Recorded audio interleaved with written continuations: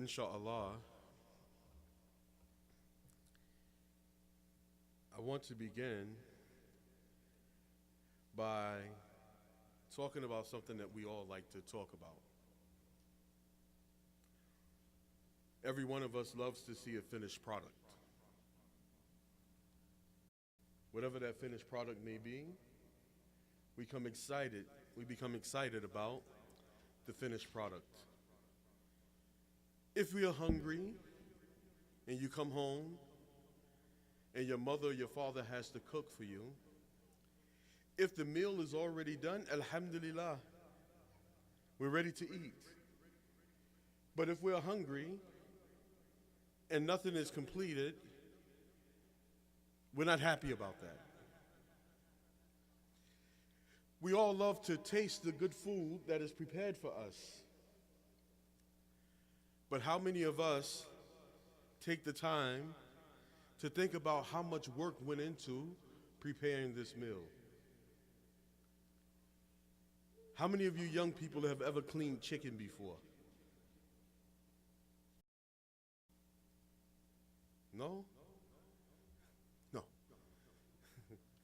How many of you have ever, there's this dish that the Iraqis make, I can't remember the name of it, but you peel the skin off the beans. And it's a lot of beans that you have to get, okay, you know. How long does it take to peel those beans? Hours. It's beans and bread and eggs. Very good, tastes very good, but how long does it take to make? No one wants to peel the beans, but everyone wants to taste the food. We all like this finished product. When it comes down to Imam Hasan alayhi salatu wasalam and Imam Hussein alayhi salatu wasalam, when we look at the both of them, we normally look at the finished product, and the finished product was completed on the day of Ashura. On that day, we see where Imam Hussein alayhi salatu wasalam had laid down his life and those that were with him. And as Bibi Zainab says, the only thing that she saw on the day of Ashura was beauty. We're all crying, but Zainab said, I saw beauty, because she saw the completed product. Today, inshallah, we commemorate the life of Imam Hasan al-Mustaba alayhi salam. But when we think about what happened at Karbala, it is not sufficient for us to just think about Imam Hussein alayhi salatu wasalam and the role that he played in completing his task in Ashura, if we do not go back and look at what it was that his brother did before him to allow that victory to take place. Now, when most people talk about Imam Hasan alayhi salatu wasalam, the first thing they want to do is they want to compare him to his brother, especially those who are not followers of Ahlul Bayt. Those who are not followers of Ahlul Bayt, they want to say that our Imam Hasan was a weak individual, that he was not a warrior like his brother, like he did not want to participate in war, as if some type of a way he was lesser than his brothers. And nothing could be further from the truth. What I'd like to do, especially for the younger people here, is to help you to understand what we always learn during this time of the year as far as us being followers of Ahlul Bayt. We learn about the birth of Imam Hussein alayhi salatu wasalam, the events that surrounded the birth of Imam Hussein alayhi salatu wasalam, the way that the angel came down and gave the name of Imam Hussein, the way that Rasulullah loved Imam Hussein. He says, I am from Hussein and Hussein is from me. He kissed the neck of Imam Hussein, and everyone is happy about that. But what happened when Imam Hasan alayhi salatu wasalam was born? The same exact thing. our prophet, he grabs this baby. He holds this baby. And the angel Jibreel comes down to Rasulullah and he names Imam Hasan. In fact, the name Hussein actually means little Hassan. Beautiful. This Imam Hasan, how did the Prophet feel about him? When the Prophet was given a lecture, given a khutbah from the mimbar, he hears Imam Hasan alayhi salatu wasalam crying. He leaves the mimbar. He goes to the baby and he picks up this baby. He embraces this baby. He kisses this baby. And he says to the people that this Hassan is from me. Whoever loves this Hassan, Allah subhanahu wa ta'ala will love you. Whoever befriends this Hassan, Allah subhanahu wa ta'ala will befriend you. He says that anyone in this ummah who nurses any type of grudge against this Hassan, then he has enmity with the Prophet. He is the enemy of the Prophet. So I asked the question, how many enemies did Imam Hasan alayhi salatu wasalam have? Who were his enemies? Did they not hear what the Prophet of Allah said about his grandson? Did they not understand when the Prophet said, when his brother was born, that the two of these young men, that they're both the chiefs of the youth of paradise? Did they not know how devoted Imam Hasan alayhi salatu wasalam was towards his Lord? Normally when we talk about devotion and we talk about the ibadah of the Masumeen, we think about the Prophet Muhammad sallallahu alayhi wa sallam, because we are told that when it was time for the adhan to be called, that our Prophet would have Bilal sit right next to him because he was so anxious to be in communication with his Lord. So as soon as the prayer call for prayer came in, our Prophet would say to Bilal, take me out of my misery. We know about Imam Ali alayhi salatu wasalam, how it was that when he would go to do his wudu, that his skin color would change and he would begin to tremble. And the people would say, Ya Amirul Mu'mineen, why does your skin change? Why do you tremble? The Imam would say, do you not know who it is that I am standing before? We know about Imam Zain al-Abidin alayhi salatu wasalam, when he would go to do his wudu, he would be on the verge of fainting. They say, Ya son of Rasulullah, why do you get to these points to where you're about to faint? He says, because you don't know who it is I'm going to stand before. It is Allah subhanahu wa ta'ala. But now the question becomes, are they the only ones who had this type of reaction when it was time for them to pray? If you don't know Imam Hasan alayhi salatu wasalam, then you won't know his approach when it was time for him to pray. We are told that when our Imam would go to do his wudu, that he would begin trembling. And they said, O son of Rasulullah, why are you trembling? He said, because when I go to prepare my wudu, I am in the court of Allah subhanahu wa ta'ala. Think about that. Think about the words he used. What happens if we are in court? Normally when we're in court, we're not in court because of something good. We're in court because of something bad. People go in court and they're on their best behavior. They don't want the judge to be upset with them. In this case, who's the judge? It is Allah subhanahu wa ta'ala.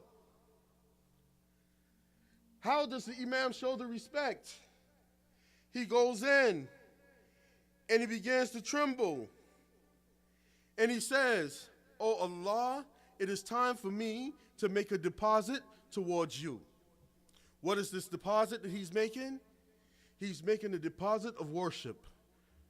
What is a better deposit to give to Allah subhanahu wa ta'ala other than that? He would say, when he entered into the masjid after he did his wudu, he would say, "Oh Allah, this is your guest standing in your court. Your defaulted servant has come towards you, and he hopes that you will forgive his bad deeds by virtue of your kindness and forgiveness." How many of us, when we enter into this masjid, how many of us say to Allah subhanahu wa ta'ala, "I am your guilty servant, that I've done some wrong towards you. I'm praising you, I am worshiping you in hopes that you will forgive my sins through your kindness and your forgiveness." Our Imam, his position within the Islamic Ummah was known by who?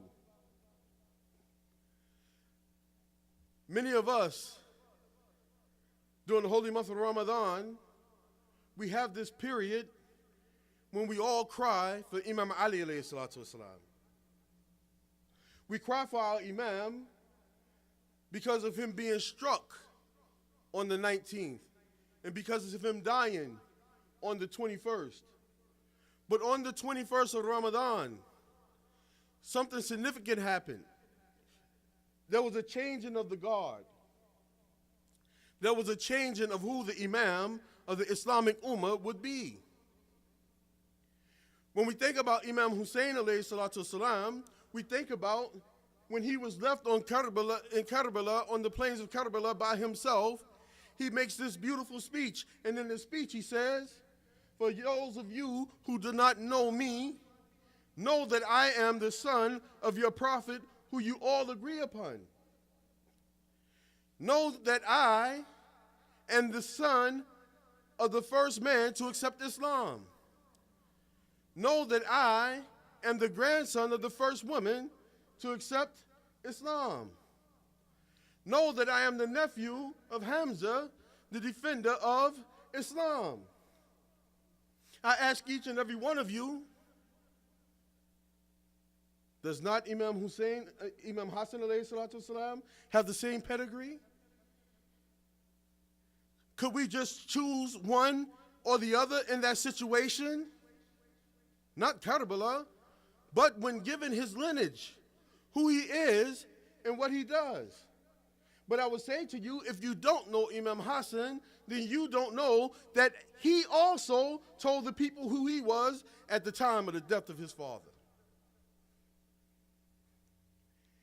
When the Imam had died, Imam Ali alayhi salatu wasalam,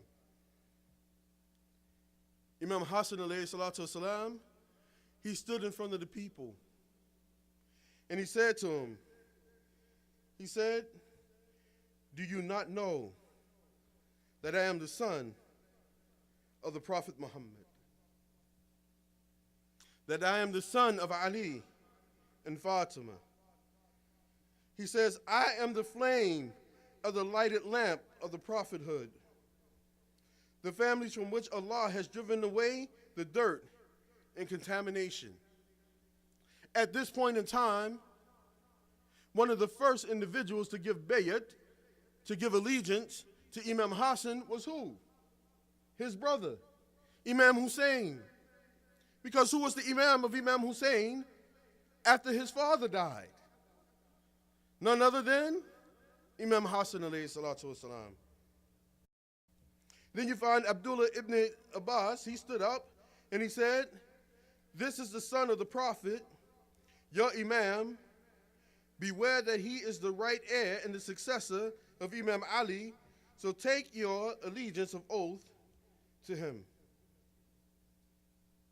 I ask you guys, especially for those of you who don't understand why it is that we should venerate Imam Hasan alayhi salatu wasalam, What is it that the people did when this announcement was made? And how does it affect us today? When our Imam said to the people who he was, what his relationship was to the Prophet, what his position was after Imam Ali alayhi salatu wasalam, each and every one of those people who were there with him, they said, "O Imam Hasan, I pledge my allegiance to you." I have a question for each one of you. For all of those who said that I pledge my allegiance to you, when the time came for them to defend their Imam, how many of those individuals defended their Imam? They said, "Oh Hassan, you are my Imam. You are the one that I will obey." When it came time for them to obey Imam Hasan, what did they do? Some people who don't understand, they say, oh, they didn't want to obey Imam Hasan alayhi salatu wasalam because Imam Hasan didn't want to draw the sword. I beg to differ. Because at the Battle of Jamal, where was Imam Hasan? He was fighting with his father. At the Battle of Nahrawan, where was Imam Hasan? At the Battle of Siffin, where was Imam Hasan? He was there fighting alongside his father. Did he shy away? Did he run away? Let me tell you something about Imam Hasan, something that his father said. Imam Ali alayhi salatu wasalam had a son called Muhammad Hanafiya. He told his son, Muhammad, when you're in battle, it doesn't matter when the arrows are coming towards you, don't turn around, don't run away, continue to move forward. But when he went into the battlefield and the arrows began to come, he ran away. He went to his father and he said to his father, "Oh father, I cannot fight this way. The arrows are coming towards me. Maybe I will get hurt." Imam Ali alayhi salatu wasalam said, when it comes to battle, there are no warriors like the sons of Fatima. Because when the arrows come, they don't run away. They run towards it. The sons, that means Imam Hasan and Imam Hussein. Imam Hasan alayhi salatu wasalam, after he had become the Imam of the Islamic Ummah and the Caliph of the time, the people decided that they weren't going to follow our Imam. Many people say that our Imam had succumbed to Muawiyah and made this treaty with Muawiyah because he was weak. But I always ask this question, and I've asked this question of you before when I was here. Does a weak man ever have the power to dictate what happens in a treaty? It doesn't happen that way. Imam Hasan alayhi salatu wasalam, he was a wise man. The Prophet would talk about how crafty he was, how intelligent he was, how eloquent he was, how it was that he was able to understand certain things. Our Imam, in his brilliance, when the people who said that we're with you decided to turn their backs on him, he gave this treaty to Muawiyah. So I have a question. We all know about the soul of Imam Hasan, but how many of you know what's in that treaty? What was it that the Imam put in the treaty? What was it that Muawiyah wasn't supposed to do?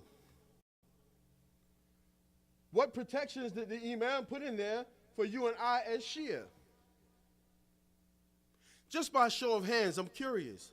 How many of you know what was in that treaty?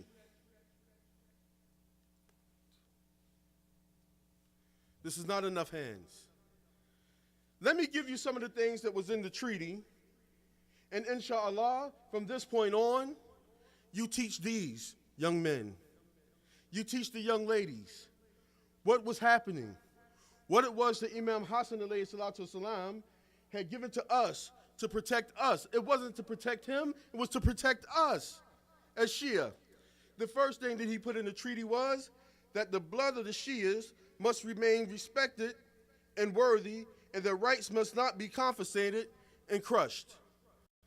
The first right was for us to be safe under the rule of Muawiyah. Did he respect that or not?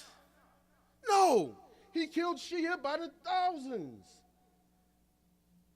What did the Muslims do? Nothing. The second thing that he said in this treaty was that the name of Imam Ali alayhi salatu wasalam must not be defiled. During the time of Muawiyah, a tradition started that lasted for 80 years. What was the tradition? That every Friday, during the Jummah khutbah, the people would begin the khutbah by cursing the name of Imam Ali alayhi salatu wasalam. Who did this? Muawiyah. Who prevented it? Who was trying to prevent it? Imam Hasan alayhi salatu wasalam. If we don't know this, then we don't understand why it is that we're Shia. The next thing he said was that Muawiyah should place the practice of the Quran and the Sunnah of the Holy Prophet in its proper place. Did Muawiyah do that?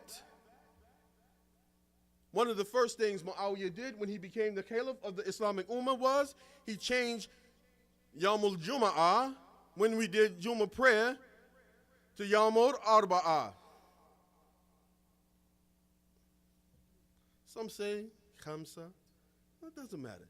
It wasn't Friday. He moved it.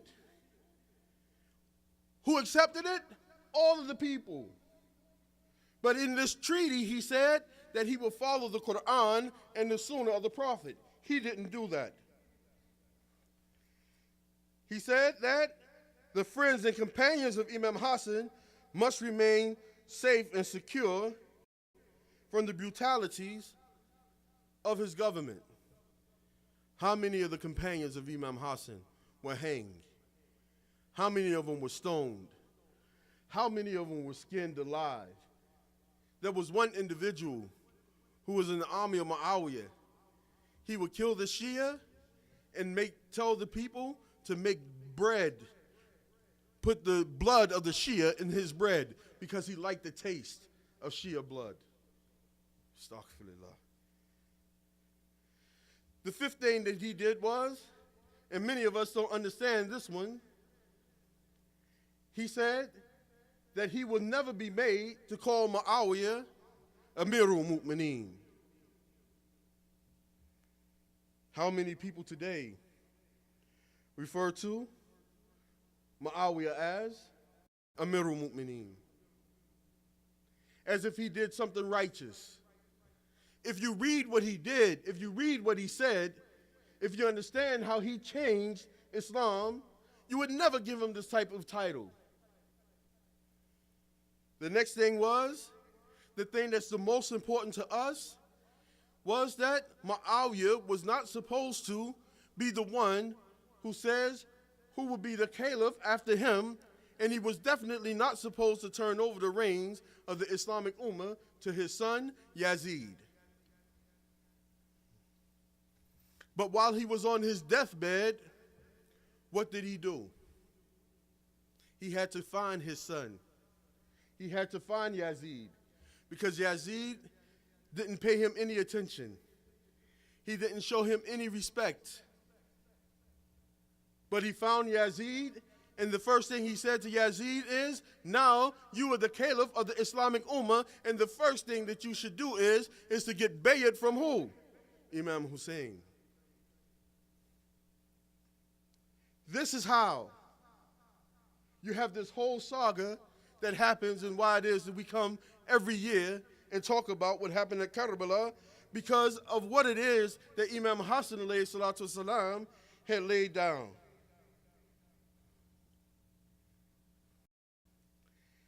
I want to leave you with two things before I close.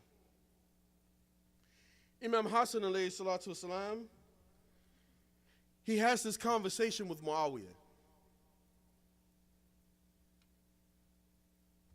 And if you understand this conversation, commit it to memory. Print it out for your children. If you need it from me, I'll email it to Hussein so he could give it to you.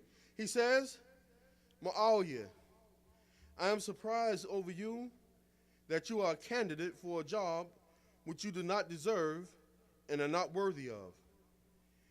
Neither you have the superiority in religion, nor do you have left any good effect, mark of impression from yourself as a monument and memorial. Muslims have taken oath of allegiance from me and have given it to you. But they do it for the benefit of Islam. He said, O Muawiyah, do not move the untrue and elusive, the batil. Do not move the untrue and the falsehoods ahead. Do not allow others to give you allegiance when you don't deserve it. Because what you're going to do is you're going to create disorder and chaos and spill the blood of Muslims. And when you do this, Allah subhanahu wa ta'ala is going to put you on trial. How many of you knew that Imam Hasan had this conversation with Muawiyah? How many of you knew that Imam Hasan had given him a warning? How many of you knew that the Imam had our best interests at heart? And all of you knew how it is that our Imam died. Imam Hasan alayhi salatu wasalam,